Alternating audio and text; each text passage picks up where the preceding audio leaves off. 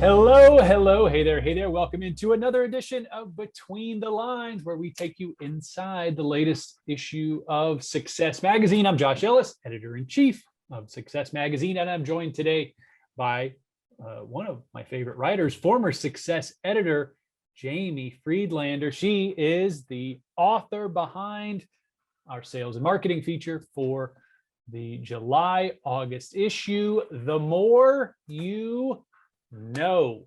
N-O, all about the power of rejection. Jamie, no is a pretty powerful word, isn't it? Yes, I learned that from writing this piece for sure. So it's, as I said, it's a sales and a marketing story. You spoke to quite a few sales experts for it. But I was really intrigued, I think, by your source, Tracy Ross. Tell us about her. What is her background, and why was her expertise a part of this? Yeah, so aside from business writing, I do a lot of mental health and relationship writing, and I had interviewed her probably 10 or 15 times in the past. She's like a go-to source. And when I knew I was writing about rejection, I thought, what's the ultimate rejection is when you get dumped or you get broken up with. And so I kind of wanted to talk to her just to see if it, would translate to sales or to business rejection. And she works primarily with relationships, people who are, having issues, couples therapy, that kind of thing. And it turned out that a lot of there are a lot of similarities, that it doesn't really just occur in silos. A lot of the way that you deal with rejection in your relationships is also how it kind of works in sales. Yeah, I mean, it's the first rule of sales is that you're going to be told no, so you have to keep going and maybe even learn from the times that you're rejected. There's probably no bigger rejection in life, as you said, than getting dumped or broken up with, but life still goes on, and so the mechanism is the same. You've got to learn from it and get stronger, get tougher, and keep going.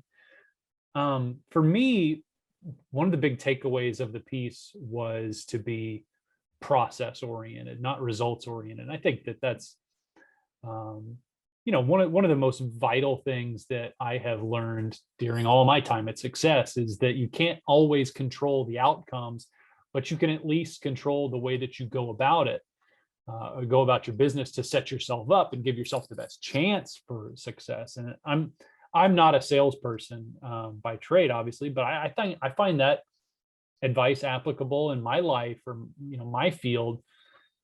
You're freelancing full time now. Is that something that resonated with you personally, being process oriented? For sure, yeah. I think one of my sources said something about how sales is 100% preparation.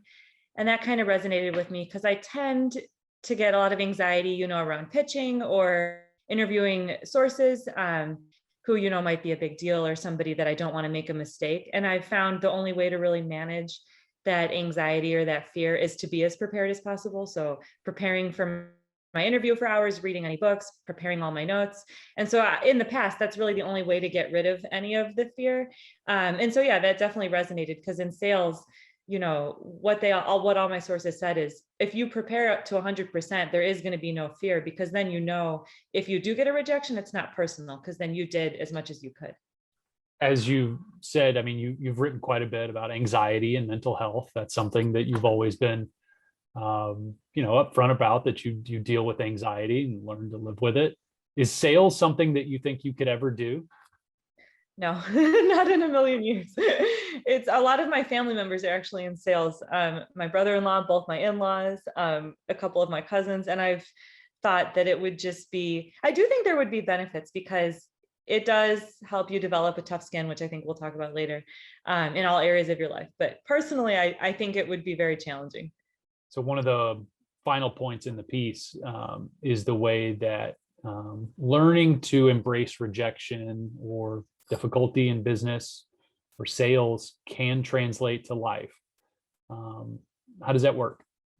Yeah, so I think one thing that was kind of an interesting point to me was that, people who struggle a lot with rejection or have a lot more of an issue with it, it's usually something that's just deeply ingrained, whether it's kind of just in your DNA or if your role models growing up did not deal well with rejection. That's something that kind of gets passed along. I think one of my sources said it's like if your parents didn't manage money well, then you likely won't manage money well. If they didn't deal with rejection very well, you probably won't either.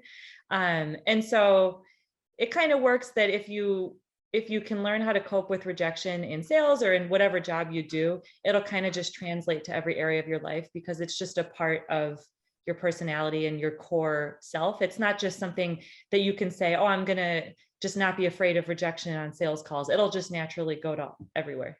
I've written about this before in the magazine. One of the best pieces of advice that I ever got from my dad is like the first time that I had a crush on a girl, you know, and this was like the mid or late 90s. So kids used to go to skating rinks then. I don't know if those even exist anymore, but I wanted to ask her to skate with me, you know, to that Celine Dion song from Titanic. But I was scared to. And he's like, the worst thing she can say is no.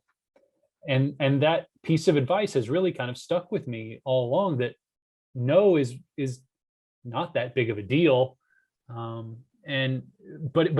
it's still something that we always fear. And, you know, the more you hear it, as the title implies, I think the better that you get at dealing with it. So a really great piece from a sales perspective. There's salespeople, of course, that are a huge part of the readership of Success Magazine, and it's something that probably always needs to be reinforced for them. So I always mean to ask, Jamie, has doing this piece changed you or your mindset in any way? Yeah, I think so. I think, like we talked about, since I'm a freelance journalist, I spend a lot of time pitching and putting myself out there. And part of freelancing is getting a lot of rejections. And it used to kind of sit with me longer and bother me more. And I started just kind of thinking about it. And I used to be an editor, and 90% of the time, 99%, when I would turn articles down, it was never personal. It just wasn't a good fit at the time. So I've tried to kind of adopt that as the writer, thinking that if you get a piece turned down, it's not personal. It'll find a home. That's just part of the game. So yeah, I think it's resonated with me. Yeah, I think that we all have to remind ourselves that things work out eventually. Yeah, for sure. So it was a great piece. Great, as always, to catch up with you. Looking forward to your upcoming work and success. Thanks, Jamie. Yeah, thanks, Josh. And thanks all of you for going between the lines. Once again, I'll be back next week. So long, everybody.